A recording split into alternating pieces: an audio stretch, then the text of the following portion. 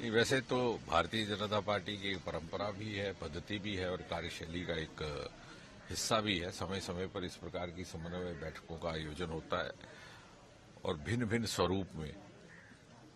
और आज ये बैठक मुख्य तौर पर निर्वाचित प्रतिनिधियों को लेकर के थी, क्योंकि मल्टी टीयर सिस्टम में एक समन्वय बनाना बड़ा अनिवार्य रहता है डीडीसी, विधायक और सांसदों के बीच में।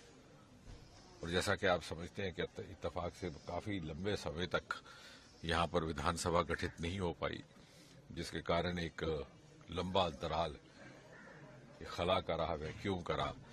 और अब पुनः पहली बार भारतीय जनता पार्टी बहुत बड़ी बहुमत से विधानसभा में अपनी उपस्थिति दर्ज करवा रही है।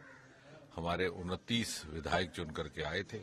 हमारा वोट शेयर सत्ताधारी पार्टी की तुलना से भी अधिक है। हालांकि समीकरण कुछ ऐसा रहा कि सरकार का हिस्सा नहीं बन पाए। और साथ ही साथ भारतीय जनता पार्टी ने सदा इस संकल्प और इस विश्वास के साथ राजनीति की है कि हम अपनी विचारधारा को, राष्ट्रवाद को भी प्राथमिकता दें, अपने क्षेत्र के हित को भी, जम्मू कश्मीर को किस प्रकार से उसका अधिकार भी मिले और जिस प्रकार से पिछली सरकारों द्वारा उसकी अवहेलना होती रही, उसकी भरपाई गत 10 वर्षों में प्रधानमंत्री मोदी जी के आने के बाद हुई।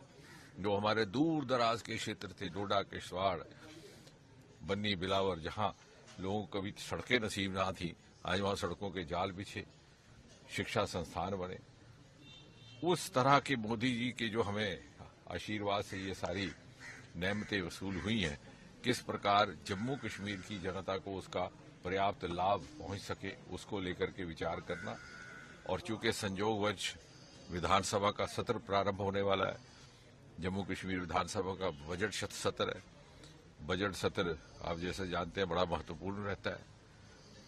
हमारी सदा से ही ये रही है प्राथमिकता कि हम विषयों पर बात करें, अध्ययन के साथ बात करें, तर्क, तथ्य और तुलना के साथ बात करें और किस प्रकार से कुछ विषय को कितनी प्राथमिकता देनी अनिवार्य है। तत्कालीन कौन से विषय हैं हमारे युवाओं को लेकर के, जैसे ड्रग एडिक्शन का एक विषय है, बड़े प्रमुख तौर पर इस सारे के सारे खित्ते में सामने आ रहा है।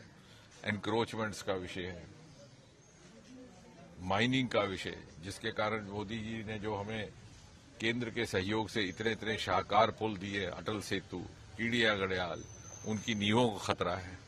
और उसके अतिरिक्त युवाओं में किस तरह से स्किल कैपेसिटी डेवलपमेंट हो, किस प्रकार से उनके लिए रोजगार के अनेकों विकल्प जो आज सारे हिंदुस्तान में उपलब्ध हैं, लेकिन यहां पर जो कि उस तरह का डबल इंजन का की व्यवस्था नहीं रह पाई, यहां उस तरह से उसका लाभ नहीं पहुंचा जैसे गुजरात और उत्तर प्रदेश जैसे प्रदेशों में पहुंचा।